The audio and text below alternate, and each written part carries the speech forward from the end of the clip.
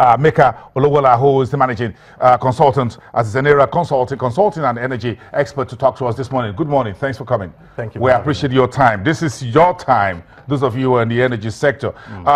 Give us your thoughts very quickly in the last couple of hours. What has happened? Where are you hearing? What's the word on the street and from within the oil industry?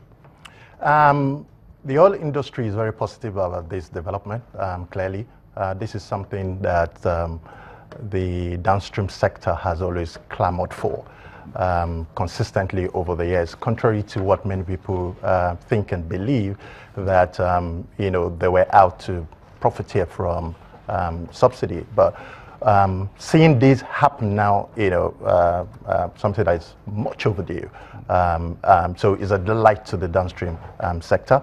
And what the feelers out there is mixed feelings, understandably, because, on one side, people applaud the decision, and on the other side, people are looking at, the reality of having to cope with the things that will happen in the next couple of weeks or months before you then see the stability that comes with, this sort of regime. You spend years of your life in that industry. Give us some sense of the economics of this new regime. Okay. So what is happening now is, before today, the average Nigeria buys fuels between maybe 150 and 220 naira per liter, and that's incontrovertible. So you've seen a lot of statistics thrown out there. You see NOI polls say it's about 176 naira per liter, and that's the reality. And the Bureau of Statistics as well. So they say 150 naira per liter, so you see it hovering around, that band. Yes, that band, And then when you call, I spoke to my sister yesterday, and she said, oh, this year I haven't bought anything less than 190, and she lives in Kogi State, So that's the reality. What is happening is the ability for Nigerians to then buy appropriately priced product or commodity, at the pump price, and get good service, demand good service, and get very good quality, of life, because efficiency will increase, across the value chain. You've seen that happen in the case of diesel, for example. We used to queue up, businesses were groaning, because there was lack of AGO, or diesel supply in the market. And we seem to have resolved the diesel completely. It's not 2-3 years ago. It was a major problem. It was a huge problem, just like this. Diesel was a major problem. It was worse than this. Diesel seemed to have played. Nobody's talking about it anymore. Right? It's a subconscious thing, you have your logistics officer, place your demands for diesel, when it's going to come in, it comes in and you move, boom, your business goes. You have already factored it into your cost of production, and everything has not been templated, So it's no longer something that you think about, So shouldn't we picture that beauty where, petroleum products, refined petroleum products in its entirety is not anything that Nigerians think about, again anymore. So that's what is starting to happen. It's just, something that's got to happen. The opportunity cost is not even thinking. Talk to us about the NNPC, the godfather of the oil industry here. What is the NNPC trying to achieve? NNPC has tried several models, several models to arrive at this point. They are sensitive to the plight of the people. I must give it to the new, crop of people, of leadership that is at NNPC at this time. You can see the sincerity, you can see real genuineness in, their ability, their determination to resolve, what we're going through as a country. But NNPC, having said that, is a highly inefficient organization, corporation. They have no business, trying to run the importation or the distribution of refined products. It's not just the way they are, that's just the truth, as well-meaning as they sound. So what happened was they tried, they pushed, the importation numbers to 75% to the major marketers, and they went back to 25 to see, okay, let's leave you guys to, import products and let's see what happens in the country. That didn't work because of the FX issue. There was no foreign exchange for the marketers to be able to support that regime. Okay, they went back. There was a lot of agitations from everywhere. Mudslinging, saying that they were not performing. So they tried to say, okay, let's see if we can internally get access to foreign exchange, because we have CBN there. We'll probably be able to talk to them. They try that, but if you look at the value chain of bringing product to Nigeria, to run, is a very complex one.